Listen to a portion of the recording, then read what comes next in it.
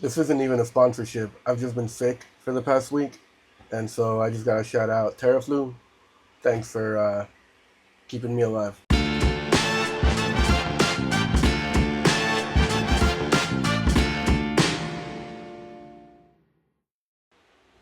So Tony is A24's latest film. It's directed by Matt Johnson. He directed Nirvana, the band, the show, the movie earlier on in the year. That was a movie I didn't get to review on the channel because I didn't catch it in theaters when it came out, but I did see it on streaming a couple months later. I absolutely adore that film. I love it so much. It's genius, it's genuine, it's hilarious. Really some of his best work. And then he also put out Blackberry back in 2024, starring Glenn Howerton. I didn't expect Glenn Howerton to put in such a powerhouse performance that he did, and I really did love that film.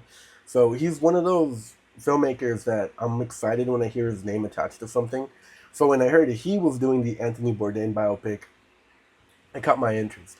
Anthony Bourdain is kind of an important figure in my life as someone who comes from a culinary background. It's like he embodied every aspect that there is of working in the kitchen in the best way possible. You know, he was imperfect and he embraced that. And he pushed for others to embrace their imperfection. He stood for, living life to the fullest in the small amount of time you have. Because in reality, it is a short life. So, in that life, travel, win, lose, succeed, suffer, bleed, cry, live life to the fullest. Overall, travel, get to know the world. It's such a big world, and we know so little about it.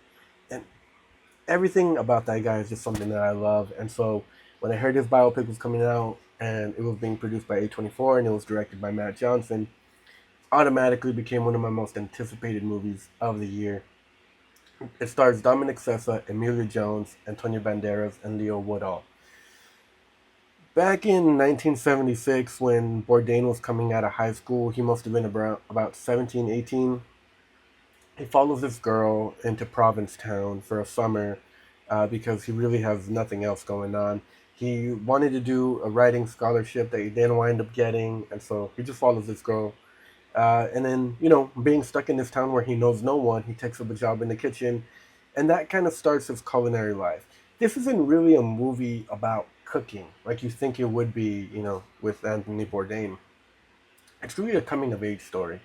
It's a movie about this young, narcissistic, egotistical, spoiled brat really getting his ass whooped by the world and learning lessons along the way into becoming still an asshole, but with an asshole with a heart of gold.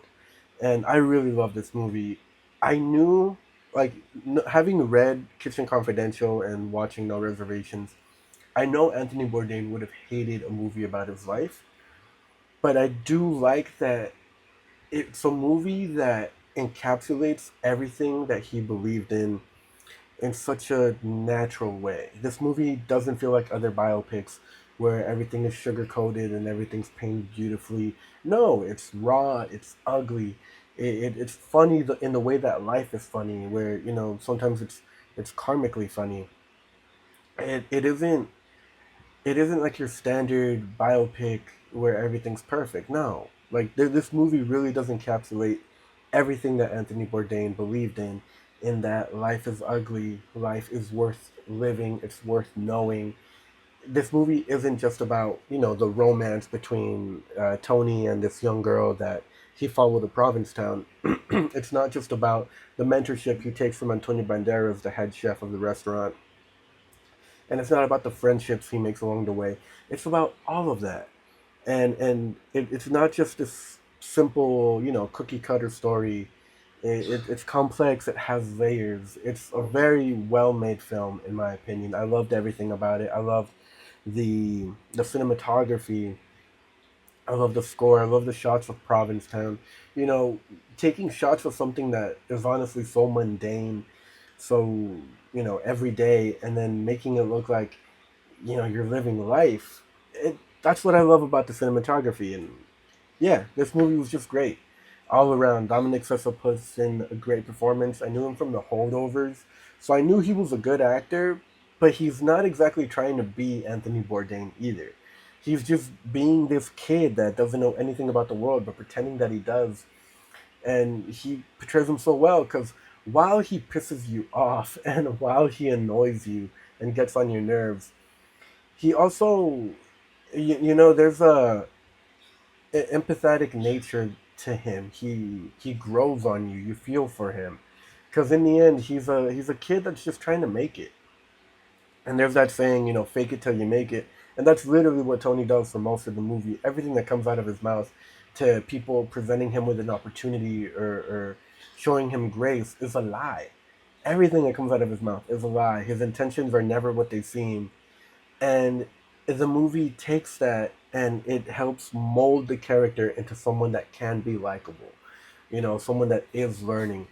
And that's what I love about it. That's why it's so raw, because that's the reality of growing up. All of us, we can all relate to that. I can relate to that. I was 17, 18 years old, and I thought I knew the world. I thought I knew better than anybody else giving me advice. Anytime someone gave me advice, it was like, oh, I know. But I didn't know. What did I know about the world? I just graduated high school. I didn't know what I was going to do in my life. I didn't know what the world was, what was out there. And so that being the center of this story is what makes the movie so great. It really is a story about a kid getting to know another small corner of the world. And by the end of it, you can see how it's leading to Bourdain being the person that he is later on in life. Because he didn't write Kinship Confidential until he was like 45, 44.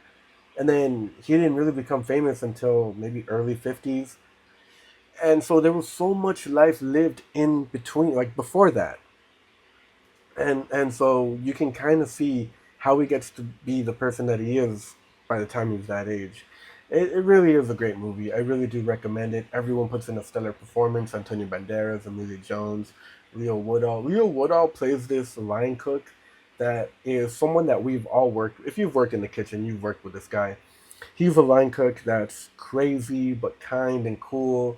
He's a cool guy you want to hang out with, but when you do hang out with him, you find out he does heroin, and then everything just takes a turn. And yeah, no, it really is great. No one here puts in a bad performance. No one put in here puts on a false face or a farce. Everything's so honest and raw and real, and that's what I love about the movie. Yeah, I have to recommend it. I gave it 3.5 stars on Letterboxd. It might go up to 4. I don't know yet, but at the moment I give it 3.5 stars. I recommend go seeing it in theaters while it's out. Great movie, great everything, and that's it for this review. I'm gonna go drink more Nyquil and Terraflu.